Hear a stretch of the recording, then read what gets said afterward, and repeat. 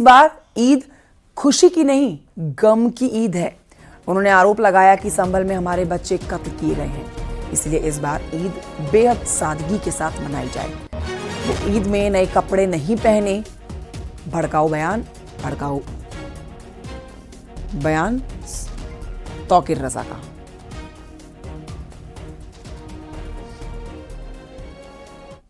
इस साल फैसला ये किया गया है कि इस साल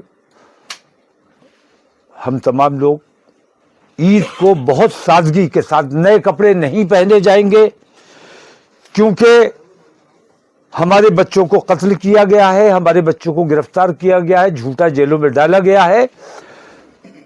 उनके घरों में जैसी ईद होगी वो नए कपड़े नहीं पहन पाएंगे। हमें भी नए कपड़े उनके खिराज अकीदत के लिए हम उनके गम में बराबर के शरीक हैं, ये बताने के लिए हमें उनके तरह ईद मनानी चाहिए और उनके हिमायत में हम नए कपड़े इस साल ईद में नहीं पहनेंगे।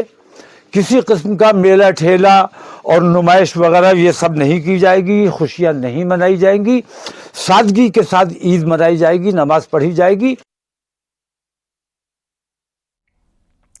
मौलाना तौकीर रजा को आप सुन रहे थे। समाजवादी पार्टी के राष्ट्रीय प्रवक्ता अमीक जामेई ने मौलाना तौकीर रजा के बयान का समर्थन किया है।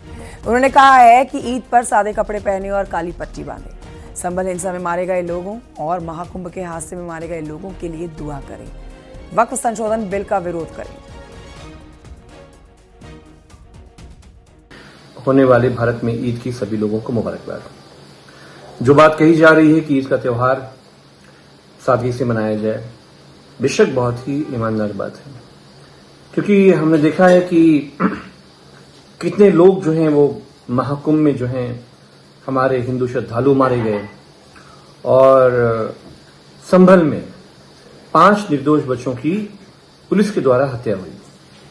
तो ऐसे में ये कोई बहुत खुशी का विषय नहीं है जब हमारे देश में दुख की लहर हो, और हम ये चाहते हैं कि ईद के दिन पूरे देश में सादे कपड़ों में और वक्फ संशोधन बिल के खिलाफ जो काली पट्टी बांधने का जो पूरा ऐलान हुआ है उसमें पूरे देश के निवासी, बिलखसूस विशेषकर मुसलमान, इसका हिस्सा बने।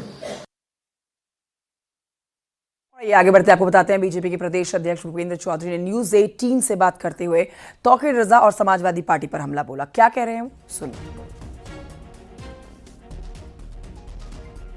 ये लोग समाज में अनिश्चितता का वातावरण पैदा करना चाहते हैं। ये एक राजनीतिक विषय है और विपक्ष के लोगों ने, आपने देखा होगा जिस प्रकार से समाज को जाति, भाषा, क्षेत्र के नाम पर बांट करके और अल्पसंख्यक समाज को एक भयभीत करके कांग्रेस और समाजवादी पार्टी, विपक्ष के लोग अपना एजेंडा सेट करते रहे हैं। भारतीय जनता पार्टी और मोदी जी की सरकार, योगी जी की सरकार सबका साथ, सबका विकास और सबके विश्वास के साथ आगे बढ़ रही है। हम 140 करोड़ लोगों को बात करते हैं, उसमें सभी जाति, मत, संप्रदाय के लोग हैं और सब लोगों से, माननीय प्रधानमंत्री जी का भी संकल्प है कि हम सब लोग समाज की मुख्य धारा में सम्मिलित होकर देश की विकास यात्रा में आगे बढ़ें और हम सब लोगों के प्रयास से ही भारत को विकसित राष्ट्र बनाने का जो संकल्प है वो पूरा हो। तौकीर रजा के बयान और अपील पर बीजेपी प्रवक्ता एसएन सिंह ने भी जोरदार हमला बोला। देखिए, ईद तो खुशियों का त्योहार है, ईद प्रेम का त्योहार है, भाईचारे का त्योहार है, गले मिलने का त्योहार है, सौहार्द का त्योहार है। और तौकीर रजा तो नफरत का नाम है। तौकीर रजा तो समाज में खाई पैदा करने का नाम है। तौकीर रजा तो समाज में विघटन पैदा करने का नाम है। मुझे लगता है कि प्रेम और सौहार्द की जगह पे नफरत का कोई स्थान नहीं। ईद में तौकीर रजा जैसे बयान का कोई स्थान नहीं। लिहाजा सभी लोग धूमधाम से ईद मनाएंगे और तौकीर रजा अपने नफरत पे पश्चाताप करेंगे। बढ़ते हैं आगे, आपको बताते हैं संभल में आरएसएस ने पथ संचलन निकाला और कड़ी सुरक्षा के बीच में पथ संचलन निकला है। जामा मस्जिद से 80 मीटर की दूरी से पथ संचलन निकला है। पथ संचलन के दौरान कई थानों की पुलिस तैनात रही। पथ संचलन के दौरान की तस्वीरें आप देख रहे हैं, कई थानों की पुलिस मौजूद रही जिस समय ये कार्यक्रम चल रहा था। सुरक्षा के बीच में निकला है पथ संचलन।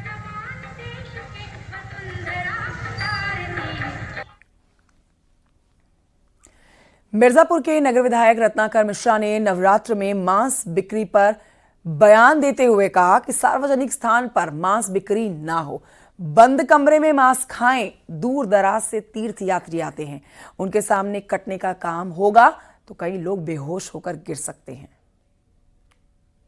भी मत है कि कहीं भी खुले स्थान पर अगर कोई उसके खाने वाले हैं तो अपने बंद कमरा में उसका करके खाएं, लेकिन सार्वजनिक स्थान पर जो प्रदर्शन करते हैं यह कहीं से भी ठीक नहीं है और मेरी प्रशासन भी इसको खुले में अनुमति न दे। तो क्या आप प्रशासन से कहेंगे कि इसको बैन कराया जाए, क्या कहेंगे? हाँ, खुले में न किया जाए। अगर कर रहे हैं तो कहीं अपने गली में जहां से यात्रियों का आना जाना न हो, कैसे हमारे दूर दरार से तीर्थ यात्री आते हैं और जब उनके सामने अगर कटने का काम होगा तो उनको दिक्कत होगा, कई लोग बेहोश होकर गिर भी सकते हैं।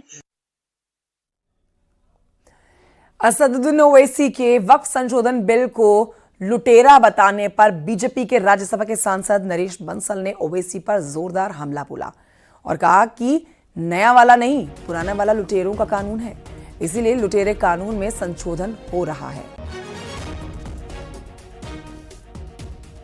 वक्फ कानून जो प्रारंभ से लेकर संशोधन तक यूपीए की सरकार में बने, वास्तव में सारे समाज की ये शिकायतें थी कि उससे गरीब मुसलमान को कोई लाभ नहीं हो रहा है, कुछ चंद लोग उसकी संपत्ति पर कब्जा कर रहे हैं। बहुत सारे उसके कारण थे और जो अब तक का वक्फ का कानून था वो लुटेरों के हित में था। अब जो संशोधित होकर भारतीय जनता पार्टी की एनडीए की मोदी जी के नेतृत्व में सरकार ला रही है वो आम मुसलमान के हित में है। लुटेरे कानून में संशोधन होना है। और ये बढ़ते आगे इस वक्त की बड़ी खबर के साथ वक्फ संशोधन बिल से जुड़ी हुई ये बड़ी खबर, इसके समर्थन में इस वक्त दिल्ली के जंतर मंतर से जो तस्वीरें आ रही हैं वो आपको दिखाते हैं। जंतर मंतर पर महापंचायत इस समय हो रही है और बड़ी बात यह है कि केंद्र सरकार इसी सप्ताह संसद में वक्फ संशोधन बिल पेश करने वाली है। हालांकि तमाम मुस्लिम संगठन वक्फ संशोधन बिल का विरोध कर रहे हैं, लेकिन अब वक्फ संशोधन बिल के समर्थन की तस्वीरें भी सामने आने लगी है। हिंदू संगठन यहाँ पर पहुंचे हुए हैं और देखिए दिल्ली के जंतर मंतर से सीधी तस्वीरें आप तक पहुंचा रहे हैं। वक्फ हटाओ देश बचाओ की नारेबाजी यहां पर की जा रही है। दिल्ली के जंतर मंतर पर वक्फ संशोधन बिल के समर्थन में महापंचायत इस समय चल रही है।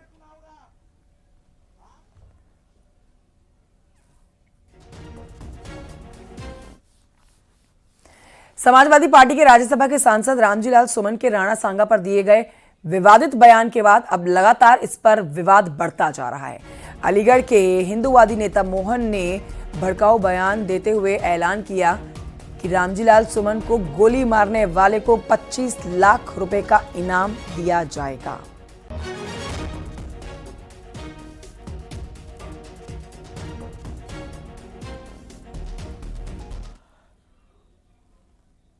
तो अपमान हमें बर्दाश्त नहीं है। महाराणा सांगा जी वो वीर थे जिनके शरीर पर 80 घाव थे, एक पैर नहीं था, एक हाथ नहीं था और आंख भी नहीं थी, फिर भी लड़ते रहे, किसी से मदद नहीं मांगी उन्होंने। वो वीर थे हमारे समाज के, हमारे इतिहास के। कोई भी छेड़छाड़ करेगा तो हम उसे बख्शेंगे नहीं। जो हमने इनाम घोषित किया है रामजी लाल सुमन सपा सांसद को, जो भी मारेगा 25 लाख रुपए देने का इनाम हमारा संगठन करेगा। और समय से पहले हमारा भी टकराव हो जाता है तो सीधी गोली हम भी मारेंगे उसमें। ये जो हमने बयान दिया है हम उस पर रहेंगे अटल। जब तक वो माफी न मान लेगा, जब तक हम उसको मान नहीं देंगे, जब तक बयान हमारा यही रहेगा। ठीक है। जय भवानी, जय राजपता।